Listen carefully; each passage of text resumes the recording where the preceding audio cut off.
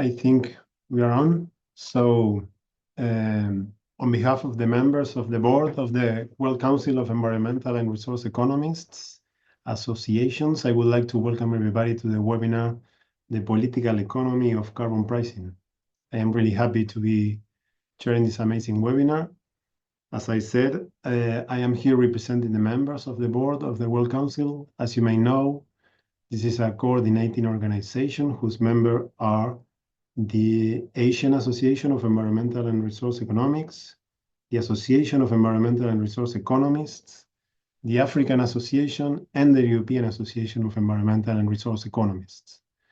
The Latin American Association participates in the World Council as a partner, and the Australasian Agricultural and Resource Economic Society is strengthening ties with the World Council, and we hope they join as members or partners in the near future.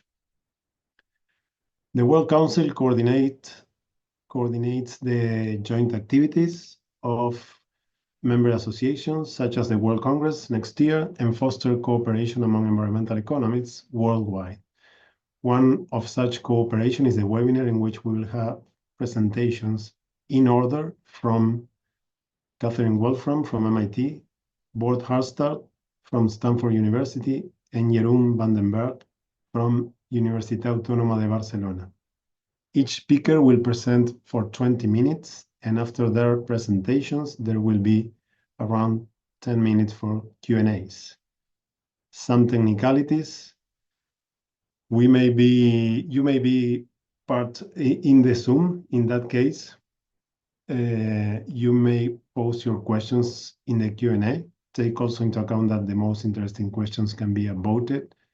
For those of you on YouTube, please post your questions in the live chat. Then in the end, with some help, I will select and read questions for the speakers. Since there may be many questions, I apologize in advance to those of you whose questions I do not select. Finally, the webinar will be recorded, and recordings will be available on the World Council YouTube channel. Without further ado, let me introduce our first speaker, Catherine Wolfram. Catherine Wolfram is the William Barton Rogers Professor in Energy and a Professor of Applied Economics at the MIT Sloan School of Management. Previously, she served as the Deputy Assistant Secretary for Climate and Energy Economics at the US Treasury, while on leave from UC Berkeley. Professor Wolfram, recently elected to the American Academy of Arts and Sciences, has published extensively on the economics of energy markets. She is currently working on several projects at the intersection of climate, energy, and trade, including work on the policy spillovers of the European Union Carbon Border Adjustment Mechanism. In particular, I would like to highlight that she currently leads the Working Group on Climate Coalitions of the Global Climate Policy Project, a group of scholars and leaders formed to not less than help governments design and implement a climate coalition. Among them, the government of Brazil, who is hosting the next COP and pushing for international coordination of carbon pricing schemes. Thank you. So I know that carbon pricing is a topic that economists have thought about for a long time. It is not new, but I think that there are two reasons why we might have a unique opportunity right now to make progress on global carbon pricing. And the two reasons I'm going to get into, but just to lay them out, are, as Marcelo noted, the European Union's Carbon Border Adjustment Mechanism, or CBAM. And the second reason, somewhat paradoxically, but hopefully I'll explain why I think this is the case, is the US posture on climate negotiations right now. So I wanted to spend the rest of my 20 minutes explaining why I think that the Carbon Border Adjustment Mechanism, or CBAM, and the US posture might be helping nudge us towards a position where we can make progress on global carbon pricing. So to start, I wanted to talk about the CBAM.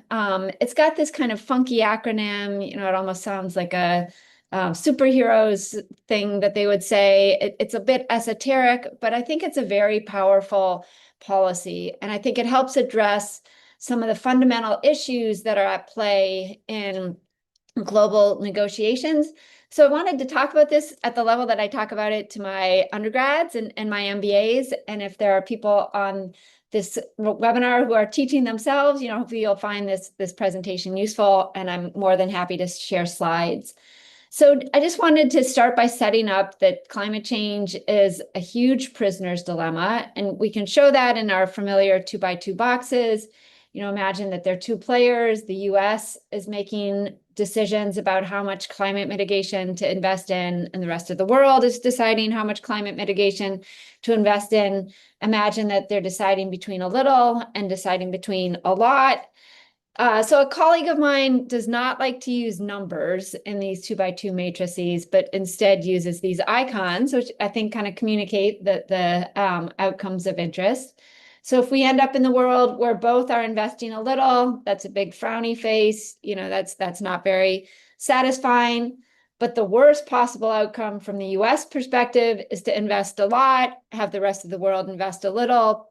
The US is, rounding about 10% of global emissions. So if they invest a lot, incur the domestic political and other expenses associated with those investments, and the rest of the world doesn't do much, then we won't make much progress on climate change. Conversely, the best possible outcome for the US is to do a lot is to do a little while the rest of the world does a lot. And if we both do a lot, that's kind of the second best outcome. So with similar incentives for the rest of the world, we end up with the classic prisoner's dilemma. The US, if it knows the rest of the world will do a little, does a little. If it knows the rest of the world will do a lot, it still does a little. It free rides on the rest of the world. And we're left in the classic prisoner's dilemma, not doing enough on climate change. So I wanted to set that up just to explain why I think the CBAM is making fundamental progress on this problem, and why it's kind of changing the dynamics around the prisoner's dilemma. So what is the CBAM? It's introduced starting in January of 2026, although it's already passed, it's already the law in the EU.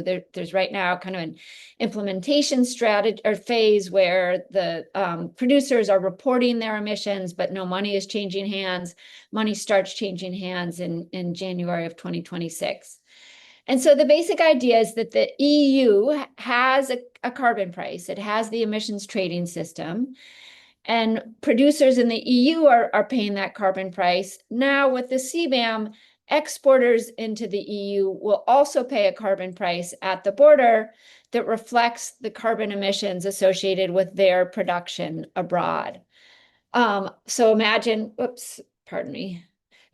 this schematic that the ETS carbon price is about 75 euros per ton. So this is representing how domestic producers are paying that carbon price. Now with the CBAM, say you're a steel plant in Malaysia exporting a ton of steel to the EU, you will be charged at the border for however many tons of CO2 it took you to make that ton of steel in Malaysia. But a very crucial part of the CBAM is that it credits you for whatever domestic carbon price you've already paid in Malaysia. So in this schematic, imagine that the Malaysian steel producer has already paid 10 euros per ton. They get credited with that, and they only need to pay 65 euros per ton at the border. Conversely, if they'd already paid 75 euros per ton, they wouldn't have no adjustment at the border. They would be credited for that carbon price. So this is, in the early phases, will be implemented for the steel, aluminum, electricity, fertilizer, and cement sectors. Those are, kind of nice sectors in terms of measurement. And there are also, I'll show you some numbers on this at the end of the presentation, they're also very polluting sectors, very, very dirty sectors. So that's the idea of the CBAM. And what we think is that, crucially, if you are trying to free ride, now you don't get to enjoy the benefits of free ridership to the same extent. Now, if you are left out trying to do a little on climate mitigation while the rest of the world is doing a lot, then every time you try to export, you will be hit with this CBAM. A way to think about this from a positive perspective is that, if there are countries that are exporting a lot to the EU, and I've got the EU in the schematic, but there are other countries that are thinking about CBAMs, including the UK, Australia, Canada. So if you're a country that exports a lot to those countries, your producers are already facing the carbon price and may not, from a political economy perspective, may not object to the carbon price because they're already paying it when they export to the European Union. But if you impose the carbon price domestically, you get the fiscal benefits of the carbon price. So that type of logic has very much influenced decisions by countries like Turkey. Turkey exports almost 50% of its total manufacturing to the EU. And so Turkey has just done the kind of fiscal calculation that it might as well put on the carbon price itself and keep the revenue instead of having its firms send checks to Brussels. All right, so we highlighted the incentives to free ride. With the CBAM, we think I'm going to make it extreme and turn those into frowny faces. If you're the US and the rest of the world is doing a lot, you're doing a little. Every time you export, you're going to be hit with these border adjustments. So this turns the prisoner's dilemma into a coordination game. We think it's much easier to solve a coordination game than it is to solve the prisoner's dilemma. Okay, so that's like the you can call it theory, that's the rough conceptual framework for how we think the CBAM could work. What's happening in practice? This is from a policy brief that I did with several co-authors at Resources for the Future in the middle of 2024, just documenting the number of countries that have either implemented in red or have kind of under discussion, under development, some form of carbon pricing. And that's all happened since the EU started talking about this carbon border adjustment mechanism or carbon tax. So we're up to, almost 45 countries that have started talking about carbon pricing, whereas at the beginning of the period, it was only like 25 countries. So we have some additional evidence in this policy brief looking at newspaper quotations of carbon price, carbon pricing, cap and trade, and you really see there the strong correlation with the EU policy actions. So I think that the EU should take some credit for starting a global conversation around carbon pricing in a way that hasn't happened before. Just a couple more examples, and these are two countries, but two very important countries that have introduced carbon pricing recently. Brazil launched South America's first carbon market at the end of 2024. Brazil is important both as a big economy in the world, but also as the host of COP30 at the end of this year. So symbolically very important there. China had a carbon price that applied to its power sector. That started in 2021. In March of this year, announced that it was expanding its carbon price to cover 3 of the 4 CBAM sectors, to cover aluminum, cement, and steel. So the Chinese government didn't say this was a response to CBAM, but notable that the 3 sectors were 3 that are included in the CBAM. Also, China is a huge emitter, particularly in these industries. So this is a really important, just one example, but a very important example. So this all sounds great, like we're getting this momentum towards carbon pricing. One of the critiques of CBAM has been that it is essentially imposing on low and middle income countries the EU's view of how the world should address climate change, and not just the EU's view, but the EU's specific price for carbon emissions. And so there's been a lot of consternation, a lot of concern that the CBAM will be unfair to low and middle income countries. And one term I've heard that I think captures this is that CBAM is a form of regulatory colonialism, the EU imposing on other countries what it wants to have happen. In some work that I have, this is one more example of kind of coordination that the UK and the EU are talking about linking their carbon markets. Okay, but in terms of the potential impacts of the CBAM on low and middle income countries, some work that I have suggests that the CBAM and generally a world that prices carbon is a world where producers that have access to clean electricity supplies are producers that will have a comparative advantage and will gain additional profits in a world with the CBAM. So for instance, we've been working closely with the government of Mozambique. Mozambique has a large hydroelectric dam. It also has a large aluminum producer. That aluminum producer will be favored in its exports to the EU because of its clean production. And we think that once the government of Mozambique imposes a carbon price on the aluminum sector, the government of Mozambique can recover a lot of fiscal benefits, huge fiscal benefits from that tax. And this is for a product that the Mozambican plant is exporting about 99% of. It's not something that's consumed domestically. So this is kind of pure benefit for Mozambique. And in general, you can see that other countries in Africa have quite clean electricity systems already.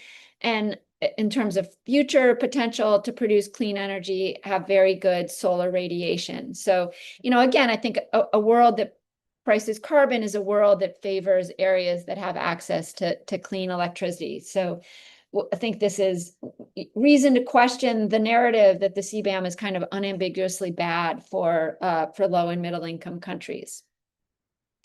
Okay, so in my remaining time, let me transition to talking about the second condition that I think might help lay the groundwork for movement on carbon pricing. And that is Trump's stance and the US administration's stance on climate change. So I think, as most people on this call probably know, the US has withdrawn from the Paris Climate Agreement on day one. Trump is rolling back a lot of the US policies towards clean energy and taking a very adamant pro-fossil fuel, anti-clean energy stance. But I think it's important to note that climate policies were already different in the US and were already a bit challenging. So this is a map from the beginning of 2025 that lists countries that have or plan to have, in the case of Brazil, we noted how their ETS has been legislated but is not yet implemented. India is another country where that's the case, where they've got kind of the regulatory structure for the cap and trade system, but it's not yet been implemented.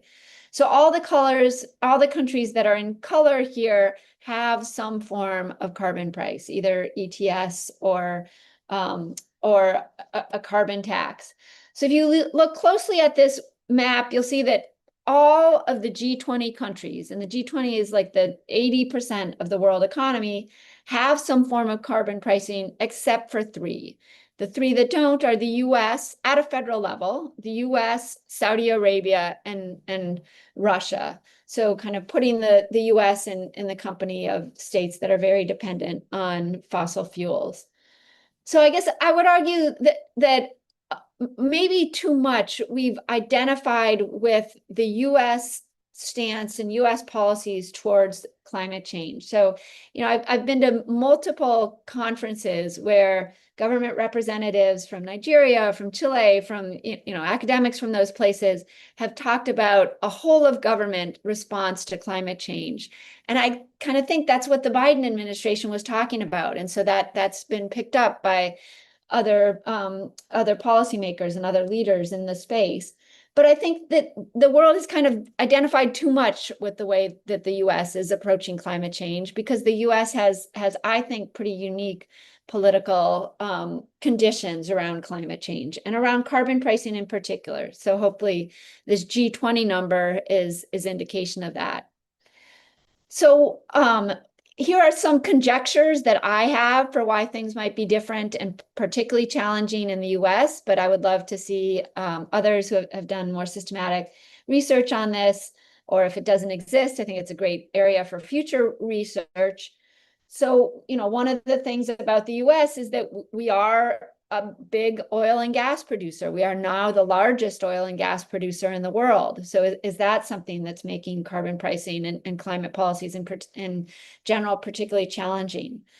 Secondly, I've heard a senator who I admire, who's a big proponent of carbon pricing, Sheldon Whitehouse from Rhode Island, make the argument that Citizens United in the US really changed things, that in 2008, we had a Republican a Republican candidate for president who was campaigning on a cap and trade. That was John McCain. 2010, Citizens United happened, and since then, the Republican Party has been much less interested in addressing climate change. So, is money in politics, and particularly the role of Citizens United playing a part there.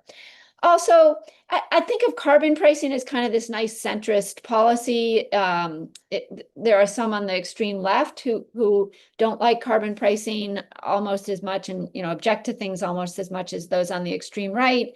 So as the increased polarization in the US meant that centrist policies are falling out of favor. And last, there's a nice blog post that the Pricing Carbon Initiative put up, pointing out that the US as the reserve currency can borrow at lower rates than the rest of the world. So does this mean that we have less fiscal discipline? We are more likely to adopt policies like subsidies that cost money, and less interested in policies like carbon pricing that bring in revenues to the fiscal coffers. I think, yeah, happy to talk about this in the Q&A. These are conjectures, as I've said, but I think worth considering further. So building on these two things, I am working with colleagues. We've convened a working group of thought leaders from many of the major emitting countries, and we are preparing a report that basically lays out how a coalition of countries could make progress on carbon pricing. We put out an interim report, just kind of an 8-10-page summary of our ideas. That came out at the end of June in advance of the Financing for Development conference. We were part of a panel there. And the final version of the report, our flagship report, is coming out next week.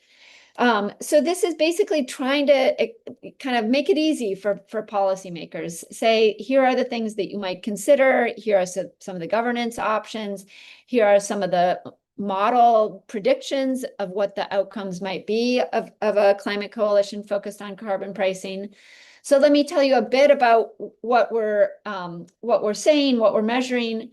We are suggesting that the coalition initially target the heavy industries, so aluminum, steel, cement, and fertilizers.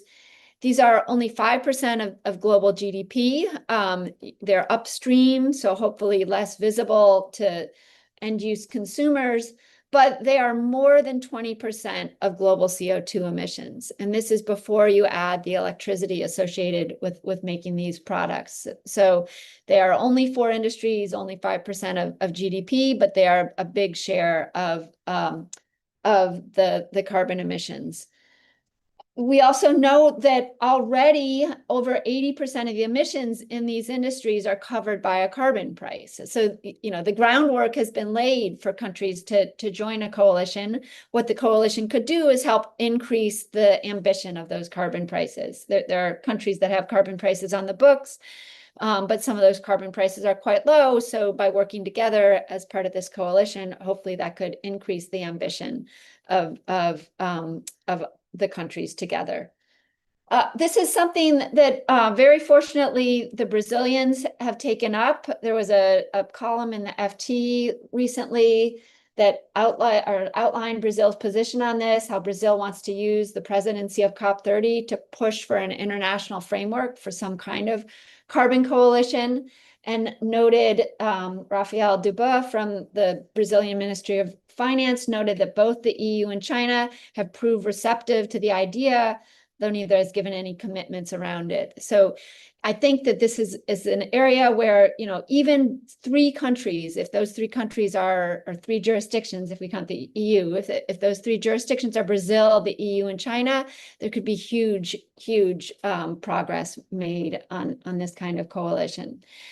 I think the second thing that Trump's withdrawal from Paris has done is emphasized that we need to think of ways that are no longer kind of consensus-based and make progress on those. So I know I'm past my time. I will put up these concluding thoughts for you to look at, and happy to have questions in the Q&A. But thanks so much. Thank you, Catherine.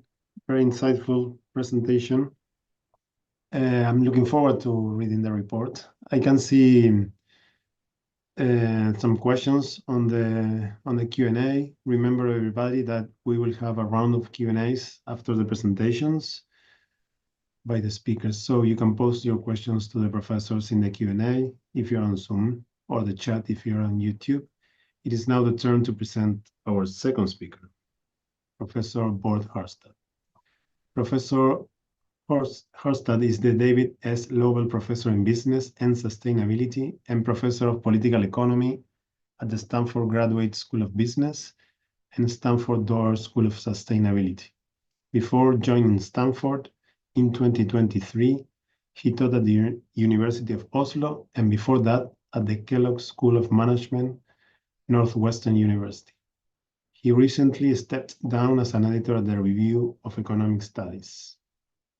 Professor Harstad has published extensively on political and environmental economics, with a particular focus on the political economics of regulation, supply-side environmental policies, conservation, and climate treaties. He is currently working at the intersection of finance and conservation, specifically on the design of lending instruments that may more effectively induce conservation, such as sustainability-linked loans. Thank you, Professor Harstad, for accepting the invitation. The virtual global stage is yours.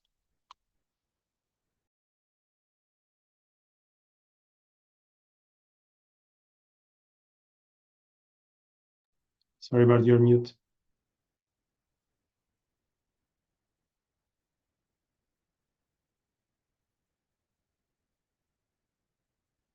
Bård, you are mute. Okay. Okay. Sorry. Yeah, so thank you so much for the introduction and for inviting me. I was probably invited because I'm super excited about the topic, and I cannot think about anything more exciting than this. So let me see. I will start with the slides.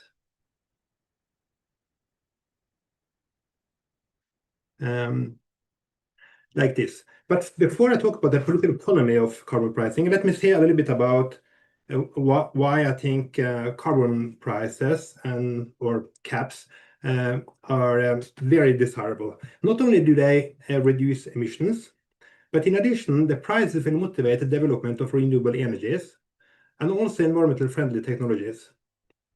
And these technologies will in turn make it possible for countries to reduce the caps further or to increase the prices of carbon even further. So that's a good arrow back going here. So these investments in renewable energy and R&D are beneficial not only for the country who are doing them, but also because of technological spillovers. And this means that it might be desirable for countries to motivate even more investments in renewables and R&D. And that is possible by basically regulating how high the prices should be or how tight the caps should be. Tighter caps, higher prices will lead to more investments in R&D. And these benefits are even larger if you're linking different permit markets. Suppose two countries are linking their permit markets. If two countries are linking their permit markets, then it will be possible for one country to tighten the cap in that country, with the consequence that the price will increase in both countries, and that will motivate more R&D and less emissions in the future also in the other country.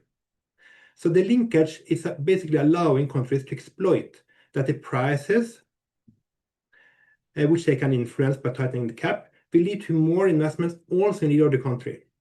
So this is shown in a beautiful paper by Holzmark and Mittermeier a few years ago. Of course, when the countries are linking or negotiating the emission prices, then it will also be the case that the bargaining outcome might be influenced by how much renewable energy or R&D they have invested in the past. So anticipating this, countries might be discouraged and reluctant to invest a lot if they realize that this could harm their bargaining power in the future. Unless, of course, they have signed a long-term agreement specifying the caps or the prices for many years to come. But this leads to the free rider problem, which Catherine talked about. So this, and when you introduce the free riding problem, then you have so many different possibilities, and we should talk about the duration and the participation of basically international agreement.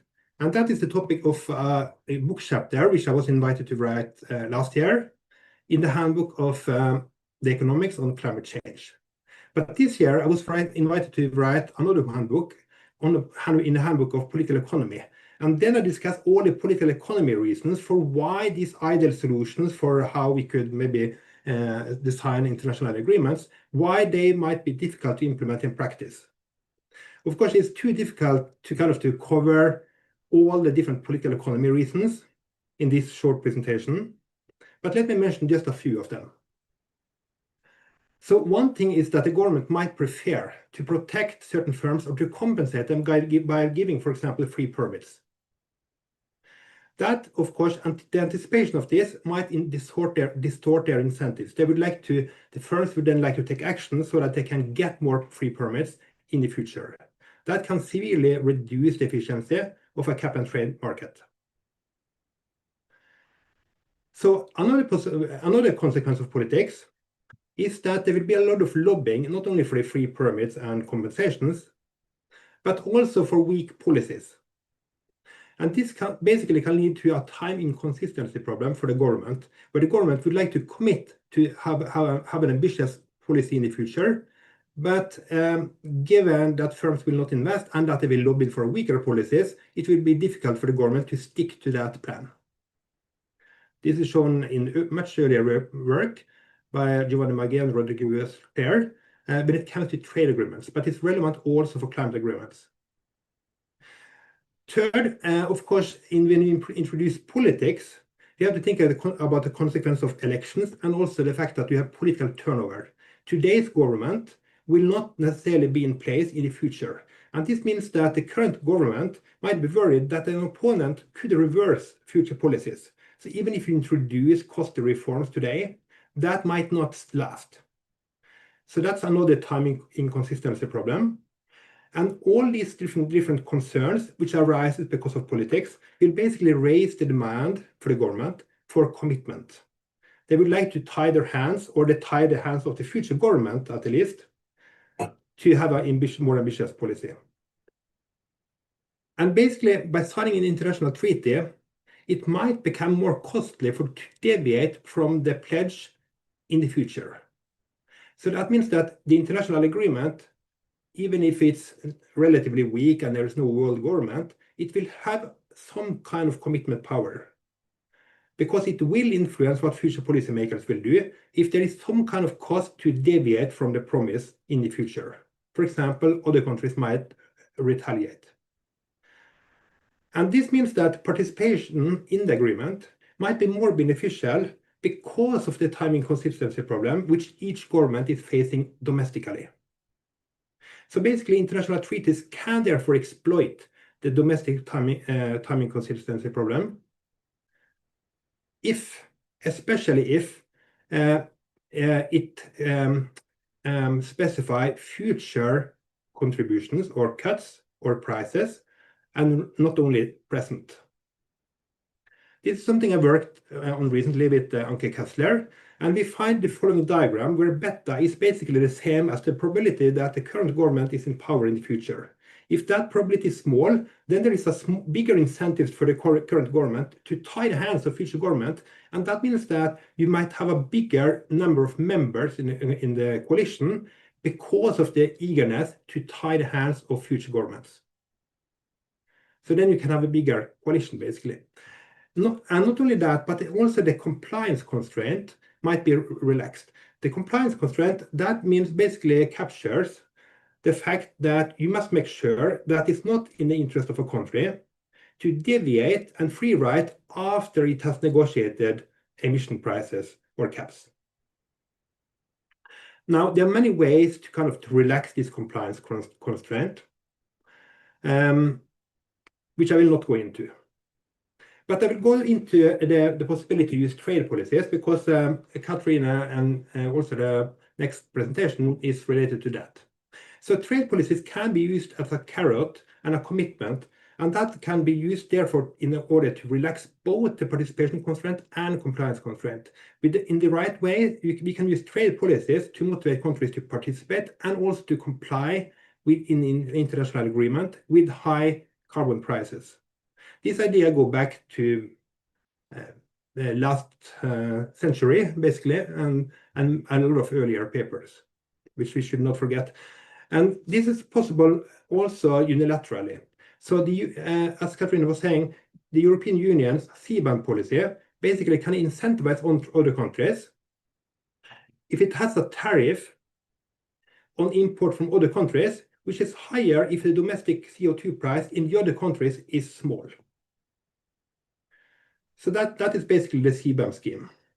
And then more generally, you can think about a tariff function, where the tariff you are meeting when you export a good into Europe could be an arbitrary function of the CO2 price or any other policy, if you, for that matter, in the exporting country. So in this setting, we could think more generally about the optimal conditions for low tariffs that could motivate the countries to set the right carbon prices, or other policies, for example, regarding and policies that could influence forest conservation. If you want to think about how you can basically optimize and improve on the current CBAM policy. Of course, this tariff function is something the countries can also negotiate and agree on bilaterally or multilaterally. And if they do that, they will enter what I would call a contingent trade agreement. And in that agreement, the ability to pre-commit is basically not necessary. So in the following sense, suppose that you have a trade agreement and you have a gains from trade. The gains from trade can go to the European Union or the trading partner in many different ways. The gains can be split among the two partners depending on, for example, what are the quotas or the tariffs they, after all, allow. And with a contingent trade agreement, it's possible to specify that the ideal policies, if the ideal policies is implemented by the trading partner, the trade agreement could state that there is no tariff on the goods entering the European Union, but maybe in fact the trading partner is allowed to have some tariffs on the goods coming from Europe. This is a desirable terms of trade setting for the trading partner. At the same time, the trading partner would face an incentive to kind of stay at that point, in contrast to a different way of splitting the terms of trade, which is possible if there are tariffs on the goods entering the European Union. So a contingent trade agreement could specify that you're moving from the first point to the second point if the trading partner's policy worsens. For example, if the carbon price decreases or is low, or if the trading partner is implementing policies that lead to deforestation. So if this difference between the terms of trade is sufficiently large, then the trading partner will have a strong incentive to maintain the favorite terms of trade by introducing high carbon prices or policies that conserve forest or whatever you would like the trading partner to implement. No, and importantly, this kind of stick, this punishment or the higher tariffs that the trading partner will meet if the policies are less beneficial, that stick is basically credible because you're always on the Pareto frontier, meaning that you're moving to a point which is less favorable for a trading partner, but the European Union has no interest to change that point later on. So that it's not an empty threat, it's a credible threat that is imposed on the trading partner, and therefore it has the hope of motivating the trading partner to maintain the terms of trade by sticking to high carbon prices or conservation-friendly policies. So this simple diagram is possible to generalize to a dynamic game And that was very much motivated by an existing trade agreement which the European Union is having with Mercosur. That agreement was negotiated in 2019, but is still not ratified, partly because there are demands for environmental provisions from several countries in the European Union. And France and Netherlands, they suggested some kind of contingency similar to what I have described here in 2020, but there has still not been any progress on that. And right now, the US current policies in the US leads to a stronger incentive to liberalize trade between other countries, and that can motivate the European Union and Mercosur to ratify the agreement relatively soon.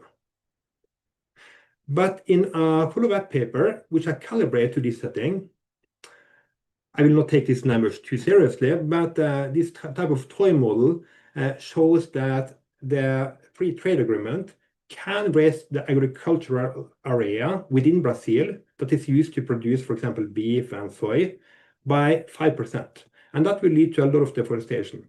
But if they instead use a contingent trade agreement, then you can avoid that increased deforestation altogether.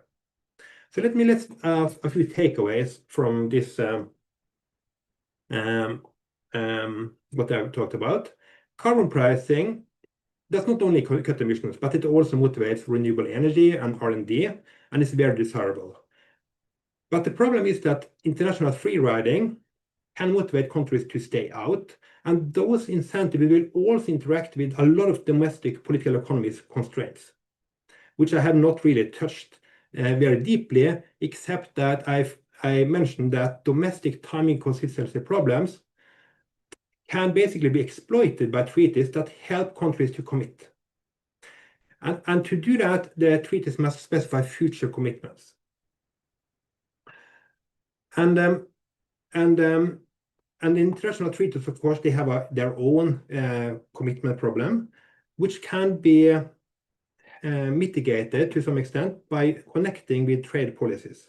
Trade policies can provide both carrots and commitments for countries negotiating international environmental agreements.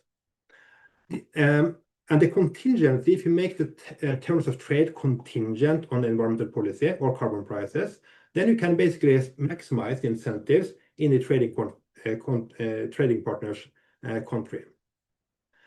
And basically, this kind of research agenda suggests that geopolitics, that is the use of politics in an economic market or economic sense to obtain political favors from other countries, that can be used to improve and protect the environment and raise carbon prices, and not only in a harmful way, as we are reading about mostly in the news these days.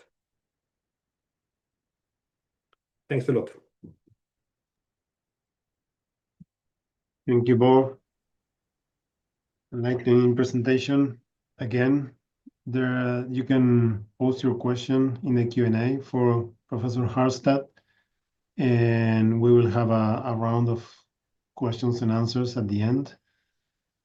There it is. I shall not waste time and present right away our next speaker, Professor Jeroen Vandenberg. Professor Vandenberg is an ICREA research professor and head of the research group Environmental and Climate Economics at the Institute of Environmental Science and Technology, Universidad Autónoma de Barcelona. He's also full professor of Environmental and Resource Economics at the School of Economics and Business and the Institute for Environmental Studies, BU Amsterdam. He received the 2002 Royal Dutch Shell Prize for Sustainability Research by the Royal Netherlands Academy of Arts and Sciences. Professor Vandenberg has published extensively on climate economics and policy, economic growth and environmental sustainability, and behavioral and evolutionary environmental economics. In recent years, his research has focused on the effectiveness and public support of climate policy, environmental tax reform, assessing the criticisms, strengths, and weaknesses of carbon pricing, as well as the mechanisms by which carbon pricing promotes the transition to a low-carbon world. Thank you, Professor Vandenberg, for accepting the invitation to present in this webinar. The floor is yours.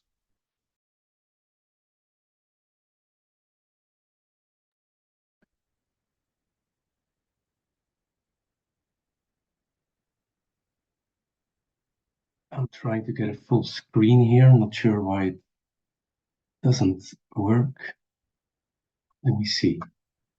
Okay. Can you hear me and can you see the full screen? Yes? Yes. Yes, it's okay. Okay. So I'm going to talk about 4 opportunities to deal with political economy of carbon pricing. And to give a context, I want to say a few words first about the research on evidence for public support of carbon pricing. And I discovered, in fact, when I made this slide, that it's very difficult to summarize because studies for different countries have different findings for many reasons, cultural differences, historical differences. Also, methods matter very much. And here you see 3 types of methods: stated preferences, revealed preferences, and experimental studies. Revealed preferences you can take very broadly. You can not only think of, let's say, statistical type of work, but looking at the evidence. We see, for instance, carbon markets in reality doing fairly well. There are some interesting findings. For instance, what I find under stated preference interesting is the false consensus bias among opponents, meaning that people believe that there are more people aligning with their view than there really are. So people are very much biased in that respect, and opponents are more biased, it turns out. In the second type of method, revealed preferences, for instance, you see that taxes have fairly low rates in comparison with markets and are fairly unstable over time. Labels matter, we know that for the US especially, but also for other countries. Tax must be avoided, use the term dividend. And it's clear that there is quite some support for carbon markets. But interestingly, from the stated preference research, you don't find that so much because these questions are not so much asked. A lot of that research is always about carbon taxation. And then experimental studies are generally a little bit more abstract. But what you find there is that policy framing matters because it defines gains and losses, and people respond to that. Information provision has a small effect on support, and fairness appeal and uniform rebates increase support. Now, a very interesting finding, and I think it's important for discussions about carbon pricing, is related to a paradox. If you ask people in surveys what they feel about inequality in relation to carbon pricing, then they will say they are concerned about it. But if you then give them the opportunity to allocate revenues from carbon pricing, then they tend to give that to climate projects and not to compensating inequality. So that may be due to the fact that they don't really see that carbon pricing has a direct regulatory effect by changing relative prices. Maybe many people believe that the revenue use matters very much for emissions reduction. And of course, the notion of climate projects is a difficult one if you talk about it from a governmental perspective, because while many people suggest that governments should invest in a lot in renewable energy, this is not typically what governments can do, because renewable energy projects are so expensive that they need a strong involvement of the private sector, evidently.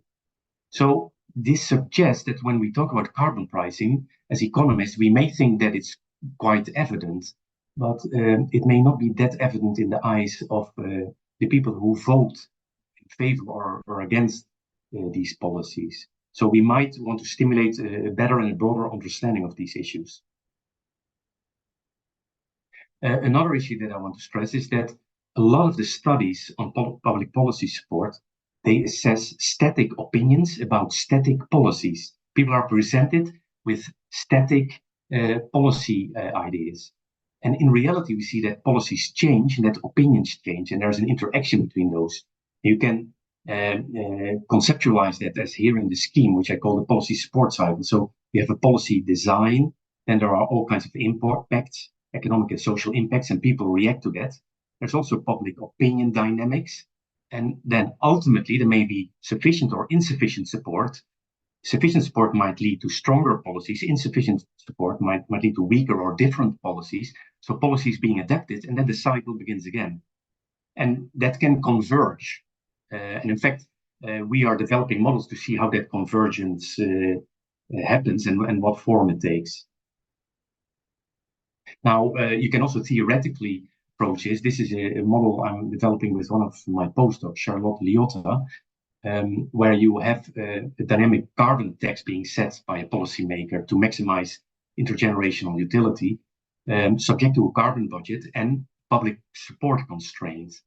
And the public support captures opinion dynamics and policy stringency.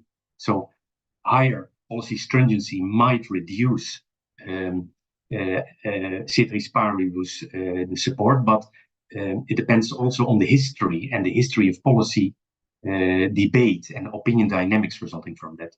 So one finding of this is not so surprising, is that the second best policy, which this in fact is, starts at a lower level than the first best policy. In the right graph, the first best policy is the black line, and the yellow-orange line is the second best policy. So you start lower to create support, and then you end higher finally to make sure you stay within your carbon budget.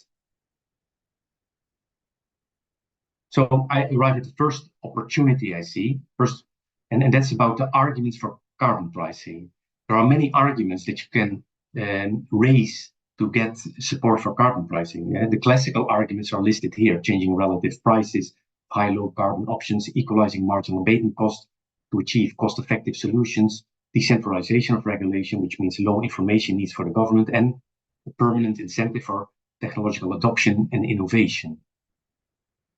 But there are many other arguments, and this is just a sample of possible arguments, and they don't get so systematic attention. And I have the feeling that they could help to get broader support, because the idea of efficiency, which economists like a lot, doesn't create so much enthusiasm among non-economists. So I think effectiveness is probably something that we should talk more about. And interestingly, carbon pricing is a correction that's proportional to life cycle emissions and affects both purchase and use decisions. So it is extremely effective compared to other instruments. And it also limits rebound, about which I will say something more later. Another thing is that in some circles, people talk a lot about carbon accounting and ego labels, making people conscious about their carbon emissions. But carbon pricing can avoid that and can integrate in financial accounting. So that's also a big advantage. Another issue, point 4, is that if you have carbon pricing, then you shift, in effect, revenues from OPEC to oil importing countries, which is also not so bad, because a lot of the OPEC money goes in the hands of extremely rich people who don't know what to do with their money, except buying football clubs and raising the salaries of football players, who then have a carbon-intensive lifestyle. So everything is connected. Another thing, talking about efficiency, point 5 says something about efficiency, but in other words, namely that carbon pricing spreads the pain and selects the low-cost efforts, means that you can have a smooth, least painful transition. If you put it in those terms, you maybe can get broader support. Another issue, this relates very much to what the previous speakers were talking about, and so Catherine very explicitly, climate is a global public good, and so are climate solutions. Catherine talked about the prisoner's dilemma and how you can transform it in a coordination game. Extremely relevant, I think, to use that terminology. What is important is to realize, of course, and make people realize that free riding happens at 2 levels. The individual level, where public policy is needed, like carbon pricing at the national level, and at the country level, where international coordination is needed. And that's what Catherine was clearly talking about. But I think it's important also more generally to explain better that a lot of solutions that are being proposed by other disciplines in political debate, they don't limit free riding. And as a result, they're just not effective. They're ineffective. And we should stress more that carbon pricing limits free riding by changing cost-benefit ratios for all agents and for all low versus high carbon choices. I think we're not explaining this well enough. And maybe we need other language, but we need to explain this. And this is not an easy thing to transfer, I think. It's quite a difficult idea to explain. Free riding is everywhere, and people don't see that, but it expresses itself in distinct and sometimes very subtle ways. So consumers, okay, they may buy organic food and undertake recycling, but they, at the same time, might still have a large house that uses a lot of energy, have an expensive big car, have holiday flights. So the effect is not so large of their decisions. Firm cities, they show quite some greenwashing. politicians pay lip service to the climate. And the Paris Agreement is about targets rather than about effective policies. And as a result, we're postponing these effective policies. You can see that in the graph. You could move to your target on the horizontal axis in different ways, through the green curve, through the blue curve, through the gray curve. The target will be reached at the same point, so that looks good. But the green pattern reduces emissions much more over time. So a target doesn't say much about total emissions reduction. And of course, if you follow the gray curve, then you may probably start too late to reduce your emissions and not meet the deadline and go over it. I already mentioned rebound. I'm very much concerned about rebound. Economists sometimes talk about it, not too much, but a lot of the mechanisms that explain rebound are economic in nature. And I think economists should integrate that idea of rebound better in their writings about carbon pricing. Here's an example where you have an energy consumption and emissions of a car, and you buy a new car, and potentially you could reduce your emissions a lot, as the green arrow pointing downwards indicates. But then there's all kinds of indirect effects through your behavior, through systemic responses. You're not always aware of it. It's invisible sometimes. So there's direct rebound. You use your car more often. Indirect rebound, you save maybe money by your more efficient new car, but you spend that money somewhere else. And as a result, because of shifting patterns of consumption and spending in the economy, maybe there's changes in production, even expansion of production. So ultimately, you see that the green and the red part to the very right, they show the actual energy savings and the rebound. And so you don't have the energy savings that you could, in principle, achieve. Now, what we don't say is that carbon pricing is the best instrument to discourage indirect emissions. And unfortunately, that is something that's also not so much discussed. We don't make so much a distinction between direct and indirect emissions. In policy debates, there is too much focus on direct emissions, explicitly or implicitly. And this often encourages a preference for standards and subsidies, which are very much focused on the emissions that the standard reduces, for instance, a car standard in the use, but not, of course, in the production of the car. Or subsidies are focused very much on people changing behavior, but not looking at the whole life cycle behind it. And this kind of thinking limits finding more effective systemic solutions as through carbon pricing. Second opportunity is related also to support for carbon pricing, but not so much in the area of public support, but the support through other scientists and experts. So you can still find quite some resistance or disinterest with regard to carbon pricing in social sciences. And this holds especially for sociologists, political scientists, philosophers, geographers. Sometimes they explicitly resist or they will ignore carbon pricing. And if they say something, they will not make a very enthusiastic comment about it. Doesn't hold for everyone, but still there is a large proportion of people in those disciplines. They, instead of focusing on effectiveness, often are very much concerned about climate justice. And their alternative solutions can go in two very different directions. One is to focus on local action voluntarism, which has a low effectiveness according to many studies. And also there's a recent interesting review study which shows that this should count on a lot of rebound and negative psychological spillovers of more than 50% on average. And another type of people suggest industrial policy as a good alternative to carbon pricing. The problem, however, is that it's a non-systemic policy that then leads to rebound. It's also hard to harmonize internationally, which then leads to carbon leakage. And it's very susceptible to lobbying because it's very tailored to different industries. I should also say here that sometimes there's confusion whether industrial policy is innovation policy. It's not very helpful if you use that term for something that's mainly innovation policy, because it's very clear to most experts that carbon pricing and regulatory instruments like standards or quota, they are complementary to innovation policy. Innovation policy is kind of creating conditions in the longer term. It's not conflictive or a substitute for carbon pricing and regulation. So I wrote an article with a colleague trying to look at the criticism of carbon pricing and responding to it. It started as a very short paper because we wanted to publish it in a journal which is read by many disciplines, and we thought the critics won't read long articles. But then it went through so many review rounds that it became my longest article ever. So I have to write a summary still. But what we found is that the counter arguments, the arguments pro carbon pricing, weigh much heavier than the critical arguments. So I said already, the main worry of many critics is inequity, justice. And it's very popular to depict carbon pricing as inequitable. But that overlooks that rich households consume relatively a lot of energy and carbon, and hence will be much affected. And also, carbon pricing is the only instrument that automatically can generate revenue through redistribution. So it's a more nuanced picture. And it also overlooks that other policy instruments are inequitable. Adoption subsidies for electric vehicles, or rooftop PV, or even insulation tend to go to well-off households. Also, standards often raise costs for poor households. And these alternatives do not generate compensating revenues or even use up financial resources like subsidies.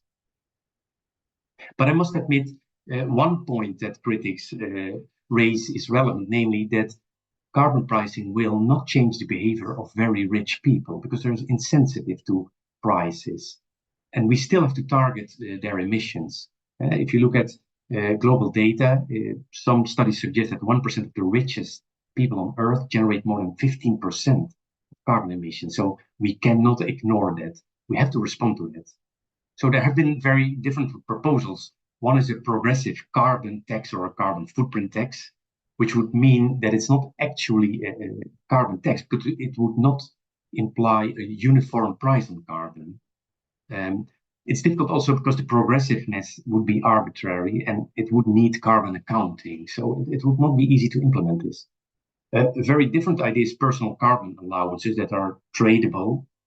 And probably the political feasibility will always be low because such an instrument would overturn current income distributions completely.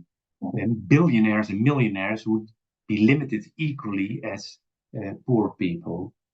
So with tradability, maybe that would be different, but there would be limits to this tradability, of course, because otherwise poor people would even have more limits.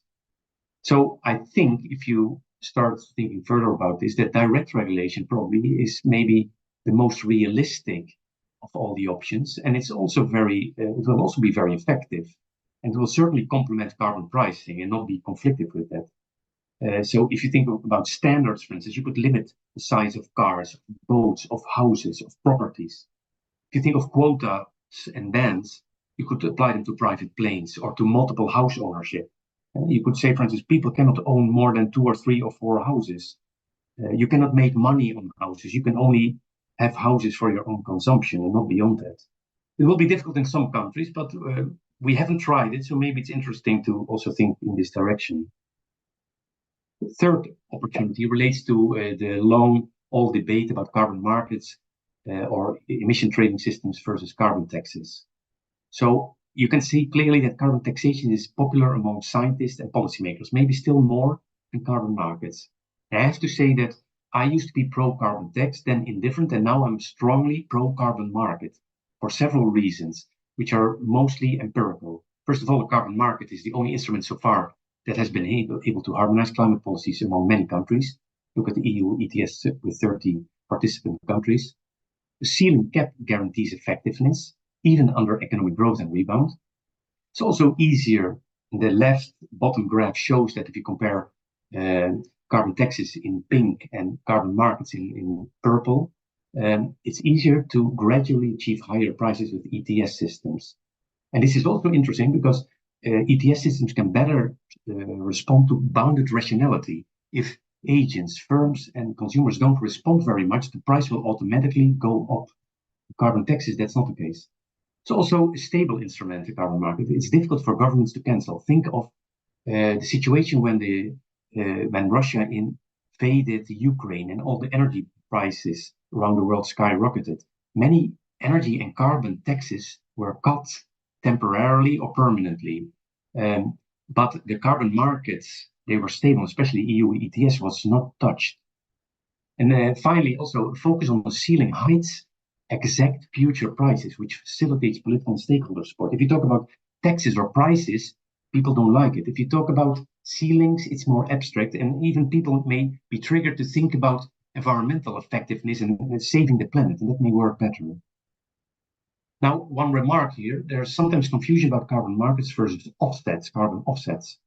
Many critics lump together genuine carbon markets and carbon offsets, like CDM, Clean Development Mechanism, joint implementation, RED, planting trees, converting territories. So they suggest that criticism on the carbon offsets extends to the genuine carbon markets. And they use also terms like voluntary carbon markets, which makes it even more complicated and confusing. In fact, many of the people in favor of carbon markets, ETS systems, are critical of environmental integrity and additionality of offsets. And in line with this also, several ETS systems of New Zealand, Switzerland, and the EU don't accept offsets anymore. The final opportunity relates very much to what the previous speakers have been talking about. And if I listened well, but I was maybe not concentrated all the time, they haven't gone too much in the idea of a climate club, a familiar concept among economists now. And I think we should use that concept more, also in political debate. It's clear also from the previous discussion that the key weakness of the Paris Agreement is that it hasn't overcome free riding. It has very diverse and quite weak pledges. There's no policy harmonization. The reason is that it's not a binding agreement because the interests of the participants are too diverging. There are rich and poor countries. There are fossil fuel importers and exporters, and probably you can identify other differences. And as a consequence, you get lax policies and rebound and carbon leakage. The figure here to the right tries to harmonize or to make uniform all the pledges. They were not uniform. They had different base years, different formats. You can see that most of them, except in category 1, which are the rich countries, but most of them have increasing emissions over time. So that's not what we want for a very long time. Sorry, I'm going. So I think we have to talk more about an expanding climate club to fight free riding. And it has to be focusing, in my view, on a carbon market. So we could call it also a carbon market club or an ETS club. And of course, the EU is already such a club, in fact, with 30 members, a few more members than the EU itself.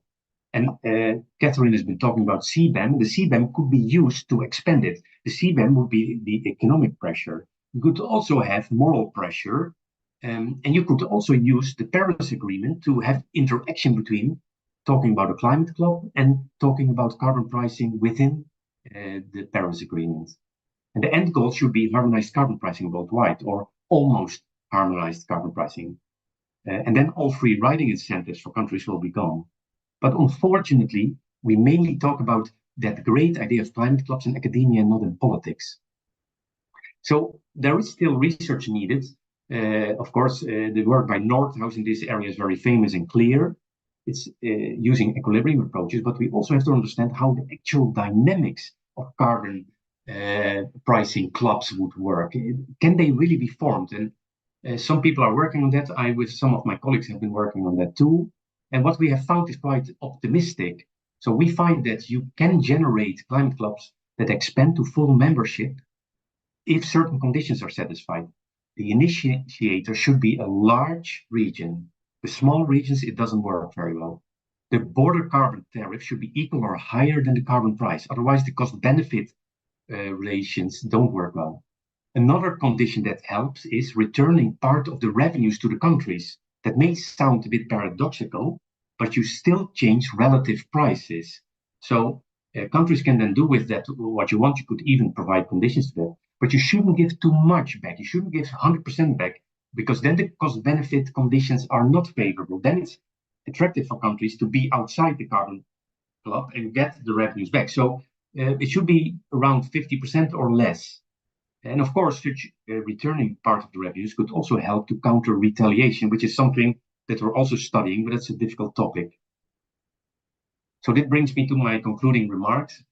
I I think we really need to better explain all the advantages of carbon pricing, and especially effectiveness related to indirect emissions and rebound. I think that can help getting support from environmental activists, from colleague scientists. And these colleague scientists are very important because there is resistance to carbon pricing. I meet it in advisory boards. I've been in various advisory boards, and usually there's a democratic principle there. All the different disciplines are represented, and then you get debate about carbon pricing.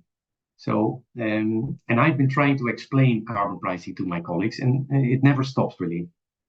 I think we should forget, and this may sound like an extreme statement, I think we should forget about national carbon taxes. Instead, focus on a supranational carbon market. It's much easier to harmonize, and the future high prices are invisible to voters and politicians. And this links also easily then to the global carbon market club.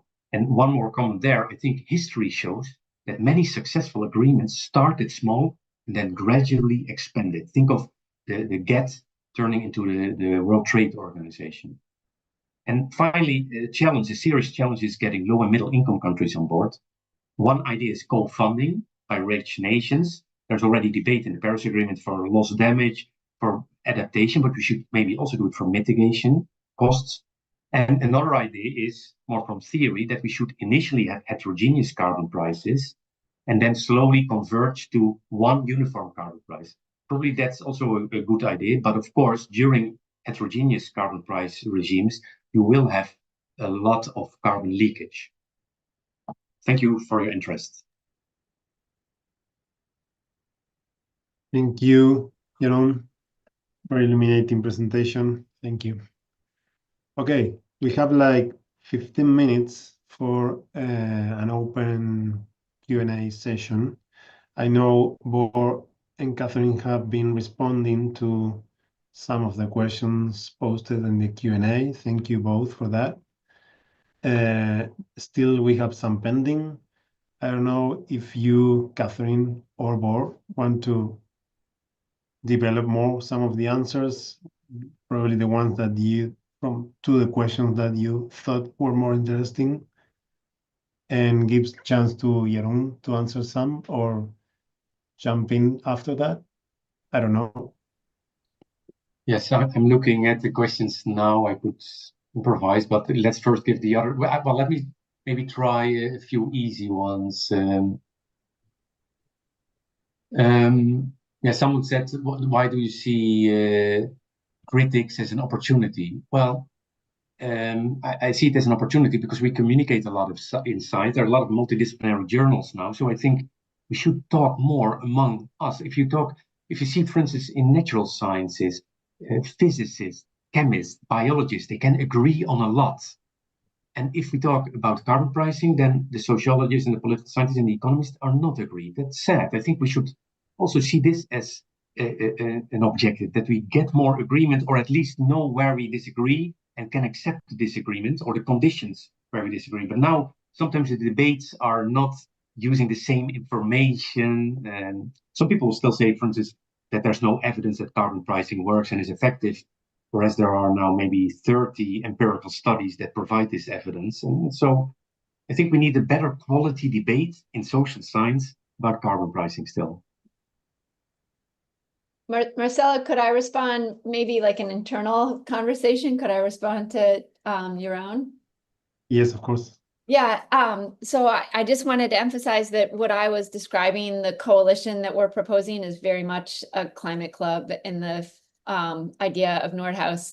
We got early advice from members of our working group from the emerging markets that the term club is not, it's seen as kind of exclusive and more brings associations with colonialism and imperialism. So we use the term coalition instead of club, but it is exactly the idea of Nordhaus. And so, yeah, we should definitely be, I've been looking up your work, we should definitely be citing your work about like starting small, but then growing over time, and starting small with important leading jurisdictions like the EU. That's nice. I've also used the word coalition. I can see that. That's interesting. Yeah. In political reality, you have to be more sensitive about those things. Okay, Thank you. Bor, do you have something to add to the questions you've been responding? You're mute. I was responding to some of the questions that I could respond to, and there are many difficult questions I cannot respond to that I left unanswered. Also, I would like to respond a little bit to Catherine Jerion, because I think there is kind of a trade-off and difficulty to reach a balance between pushing for what is kind of optimal and ideal versus simple and possible. And I think that economists could be needed not only to kind of to derive and understand what is optimal and in detail, but also to understand how we can explain more complicated and more beneficial schemes, so that we don't necessarily need to stick with very simple solutions. So, like the pedagogical challenge of economics, I think is important to take seriously, and that's difficult to take seriously when you focus on publications, because you cannot publish paper on how to explain a difficult solution in a simpler way. Now I got a question about, and I answered that already, but let me bring it up because it was from how game theory and how theories can contribute to this problem. And I think now, especially in the US, kind of environmental economics and energy economics is crowded and becomes more and more empirical. I think, however, that there is a lot to contribute on the theory side from a game theoretical perspective, because the world is so complicated. It's so difficult to understand how all these interactions work when countries are many, they are different, they are heterogeneous in all kinds of, in so many different ways.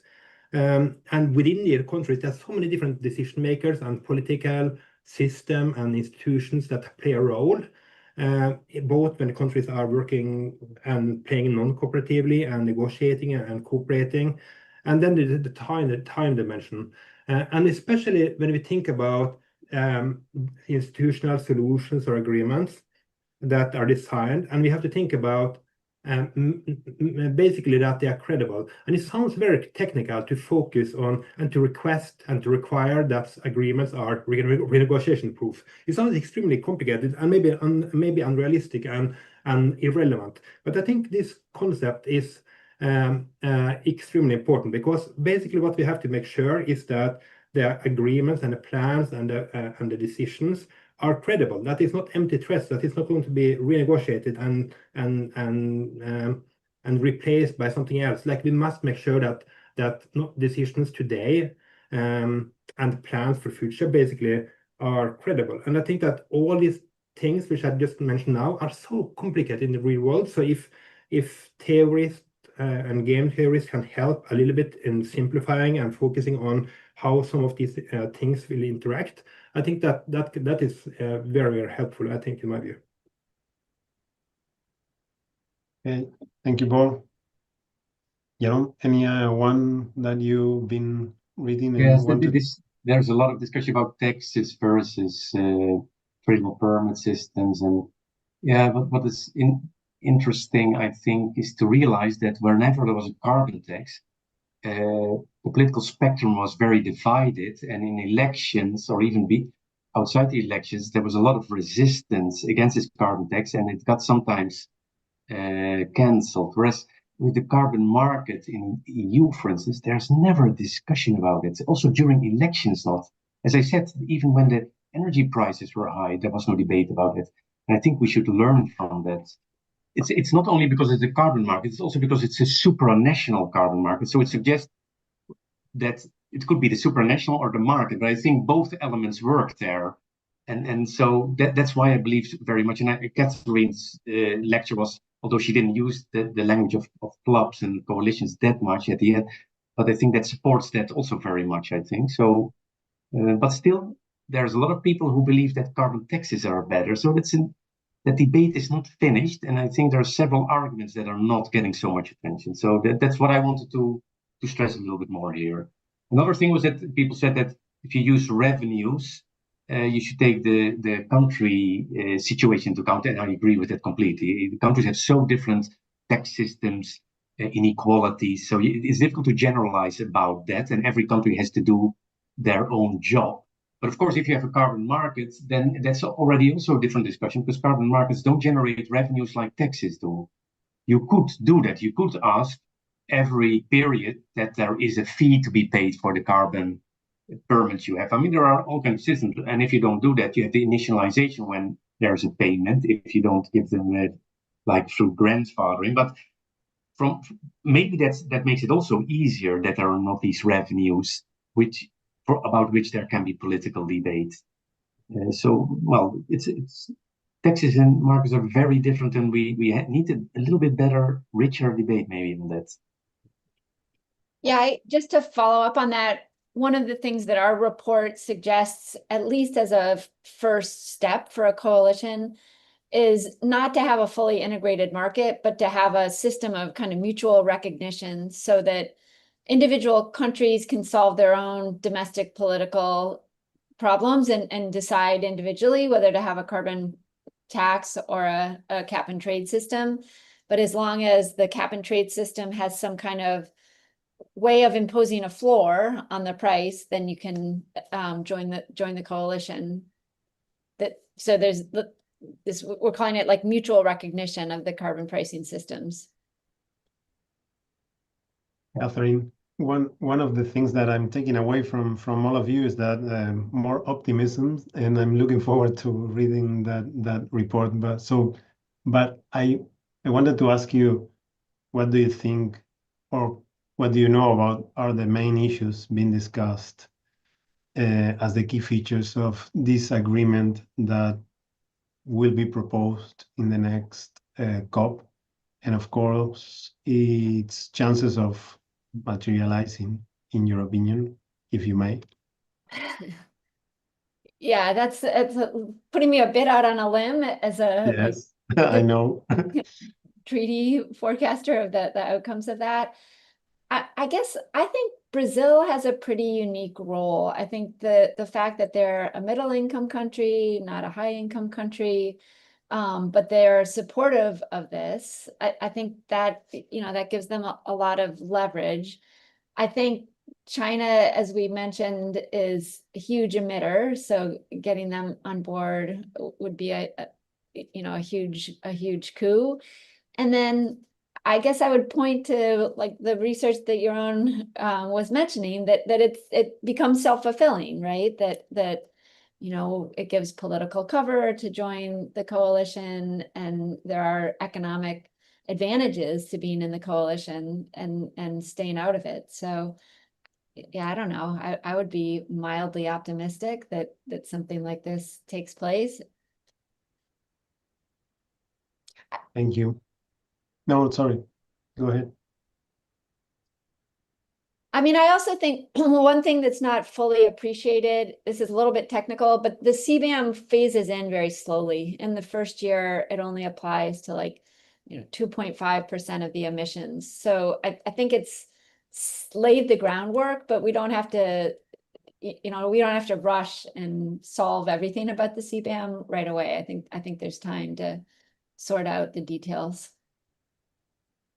If I can add, there is an interesting question about that links to this also a little bit. If the EU carbon market will still work after 2039, and if the EU should allow for carbon removal units.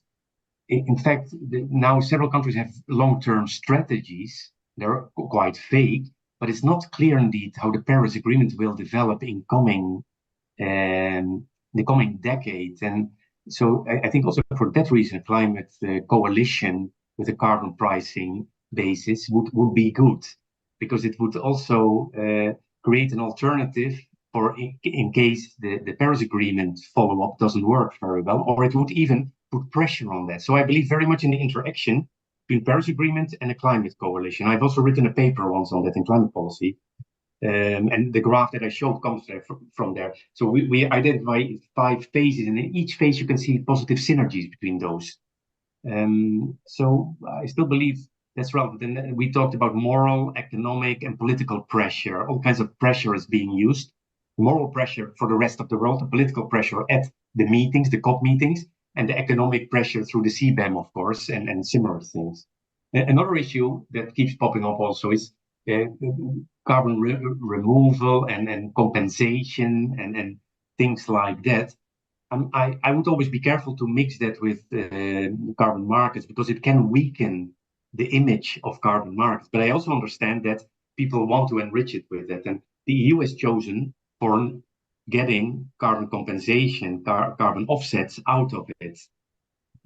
So I'm not sure how that debate goes, but that might also influence how different groups perceive the validity of carbon markets, I think. Great, thanks. Bor, anything to add? Do you maybe have something to say about what could drive some of the most beneficial multiple equilibria? I'm curious about that. Sorry. Sorry, what I was your think- question? Oh.